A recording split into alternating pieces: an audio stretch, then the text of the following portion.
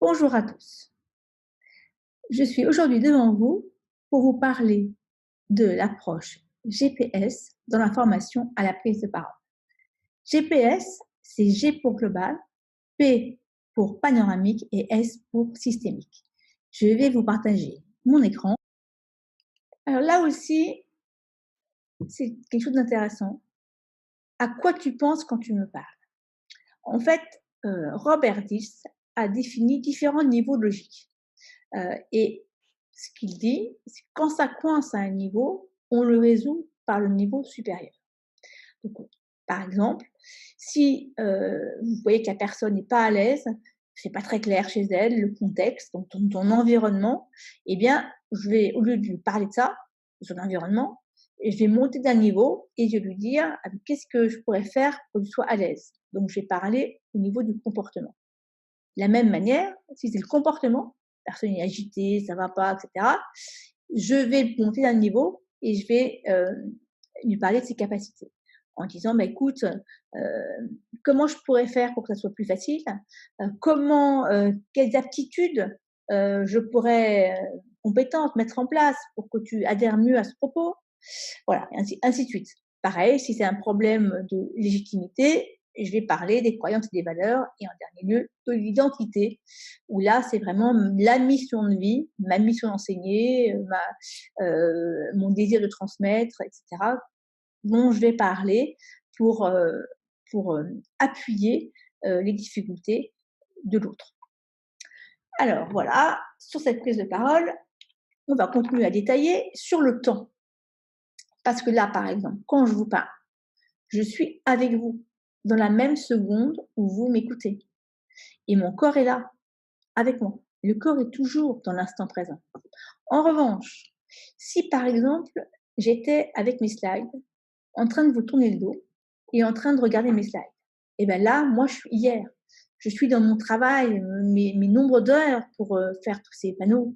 Je suis là-dedans. Et du coup, il y a une distorsion entre moi et vous qui me regardez. Et quand, pareil, si j'accepte ça, pourquoi et comment je pourrais vous empêcher de regarder votre smartphone pour voir la suite? Et quand vous, interlocuteur, est dans la suite, en train de regarder vos mails, en train de regarder LinkedIn, en train de regarder ce que vous voulez, vous n'êtes plus avec moi. Donc, le principe d'une bonne prise de parole, c'est de garder l'attention avec ce public. Et quand on les voit partir, comme une danse, les ramener à soi. Et trouver pour ça des questions, c'est ce qu'on appelle la pédagogie active, pour qu'ils soient avec nous dans l'instant présent où l'on parle. Alors, j'ai parlé de J pour global, j'ai parlé de P pour panoramique, puisqu'on voit la situation du dessus, puisque je vois l'autre, moi, la relation et la situation. Et maintenant, je vais parler de S pour systémique. Systémique parce que la parole entraîne une action qui va amener une observation. De cette observation, je vais renforcer les croyances, bonnes ou mauvaises, vous verrez. Et de là, je vais réagir et amener une autre parole. Donc, j'ai mis ça sur une infographie qui est là, qui montre bien que c'est un cercle vertueux. On peut rentrer dans ce cercle par le moyen qu'on veut. Donc, si je rentre par exemple sur action, et bien si je fais une action, et bien du coup l'autre va avoir une action vers moi qui va renforcer ma croyance, qui va renforcer la sienne, qui va amener à des observations et à des paroles. Dans ce sens-là, je suis dans un cercle vertueux où je fais confiance à mon auditoire et donc je vais arriver dans l'ouverture, dans la bienveillance, avec l'intention de faire quelque chose pour lui. Et comme j'ai pris en compte la relation, la situation et son état d'esprit, normalement, ça doit bien se passer. Dans le cas d'après, vous verrez que c'est exactement la même chose, sauf que je pars en ne lui faisant pas confiance ou en ne me faisant pas confiance. Donc je pars avec cette croyance négative sur moi, sur l'autre, sur la relation, et tout s'enchaîne dans le pire. C'est ce que j'appelle donc le cercle vicieux de nos croyances et de nos comportements. Alors je vais en revenir au GPS avec un exercice qui est donc voilà, pour atteindre mon but, je dois savoir où je suis.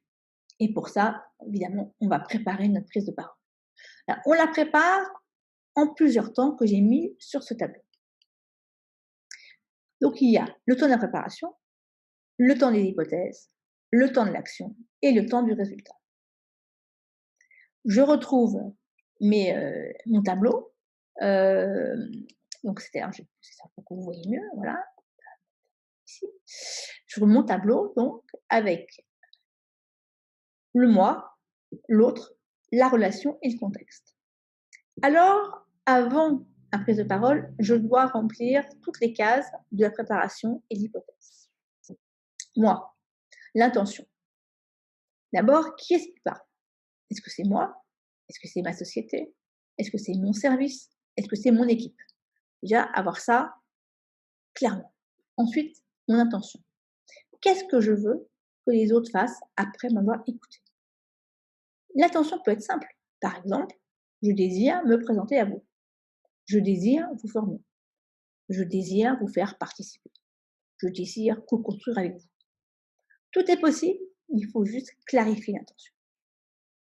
Ce qui se joue, c'est qu'est-ce qui est important pour moi dans cette préparation? Qu'est-ce qui se joue pour moi? Qu'est-ce qui se joue pour l'équipe? Qu'est-ce qui se joue pour l'entreprise?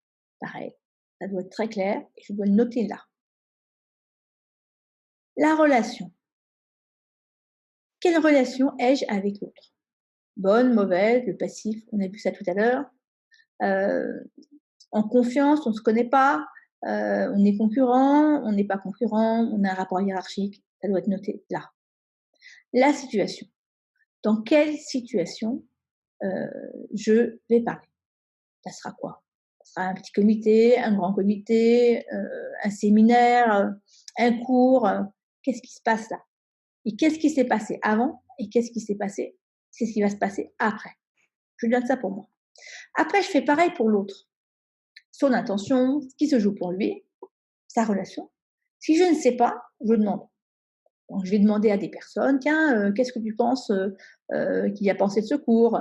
Qu'est-ce que tu penses que, comment, de l'extérieur, tu vois qu'on s'entend bien ou pas? Donc, c'est tout ça qu'il faut mettre là. Et pareil, qu'est-ce que l'autre pense de la situation? Après, je questionne la relation. Pareil, je demande aux autres. Donc, ok, la relation, qu'est-ce que j'ai envie qu'elle devienne, cette relation? Qu'est-ce que j'ai envie qu'elle devienne? Bonne, mauvaise, etc. Mauvaise, c'est rare, mais bon, j'ai envie de montrer que c'est moi le patron. J'ai envie de montrer que je suis légitime. J'ai envie, voilà. Donc, qu'est-ce que j'ai envie qu'elle devienne? Et puis le contexte. Qu'est-ce qui va devenir? Qu'est-ce qu'il est? Qu'est-ce que, par exemple, l'intention du contexte, ça serait, ben voilà, moi je vais faire une formation sur la prise de parole, alors que je sais que la boîte, elle va fermer dans 6 mois.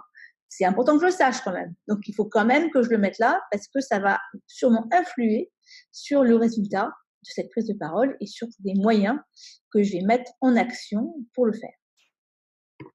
Une fois que j'ai rempli mon petit tableau, je vais arriver au temps des hypothèses. Quel serait le pire résultat de ma prise de parole? Le meilleur résultat et un résultat acceptable. Et je le fais pareil pour mes différentes colonnes. Une fois que j'ai fait tout ça, j'observe tout ça et je vais me mettre en action avec les moyens mis en œuvre. Qu'est-ce que je vais faire? Combien de temps ça va durer? Quel découpage? Quels moyens? Des vidéos, un PowerPoint, des extraits, des tutos, du training, des jeux de rôle. Qu'est-ce que je vais mettre en œuvre là-dedans? Pareil pour l'autre. Par exemple, si je dois démontrer quelque chose, quel peut être un argument contraire, comment les avoir en avance, comment m'y préparer, si c'est un débat, sur qui m'appuyer. Voilà, qu'est-ce qui va se passer? Dans la relation, c'est la même chose et dans le contexte, c'est la même chose. Une fois que j'ai fait tout ça, d'abord, toutes les cases ne sont pas forcément remplies, mais au moins j'y réfléchis. Eh bien, je fais ma prise de parole et j'y vais. Et à la fin, je vais me mettre sur 100 un degré de satisfaction. Pourquoi c'est important? C'est parce que souvent, les personnes raisonnent de façon binaire. C'est ou tout bon, ils sont nuls, ou tout excellent, c'est assez rare, c'est formidable. Donc en fait, ils ont 0 ou 1. Et c'est pas ça une prise de parole. On peut peut-être être satisfait à 40%, à 50%, à 60%, à 80%. Pour moi, pour l'autre, pour la relation, est-ce que la relation par rapport à ce que j'ai dit là, elle est meilleure, elle est moins bonne, elle est comme prévu? Pour le contexte, la même chose. Et après, je regarde, si j'ai fait 40 par exemple, qu'est-ce que j'ai surévalué? Qu'est-ce que j'ai sous-évalué? Dans mes moyens, qu'est-ce qui a marché? Qu'est-ce qui n'a pas marché? Donc pour tout ça, je me le garde et je me prends des petites notes là-dessus pour m'en servir pour une prochaine prise de parole. Et cette note d'auto-évaluation, je vais la mettre sur une courbe. L'intérêt de la mettre sur une courbe, bah, c'est que vous voyez bien que s'il y a un accident, pour un coup, ça n'a vraiment pas marché, eh bien, la courbe est lissée. Donc, je suis moins stressée parce que je vais me référer à l'ensemble de la courbe et non pas à la dernière fois où c'est bien mal passé. Donc, du coup, quand on fait ça régulièrement, on voit qu'on est de plus en plus satisfait de nos prises de parole. Peut-être qu'on adapte nos intentions, peut-être que notre pensée est plus claire. En tout cas, la courbe est toujours en train de grandir. Donc, ce tableau est assez long à faire, surtout au début. Ça prend du temps, mais ça permet d'une part de préparer sa prise de parole et d'autre part, comme on est dans l'action, on n'a pas de stress parce qu'on sait exactement quoi faire et on est en train de se réfléchir à chacune de ces cases. Voilà ce que je voulais vous dire aujourd'hui sur cette formation GPS. Donc voici comment me retrouver. Évidemment, je fais des formations détaillées sur chacun des éléments avec beaucoup de training, puisque la prise de parole, c'est un ressenti. C'est plus vous en ferez, meilleur vous serez, et plus vous serez confortable, que ce soit pour vendre votre formation, que ce soit pour vendre à des clients ou même en parler, ou même vous présenter sur des networking, ou encore pour parler devant vos élèves.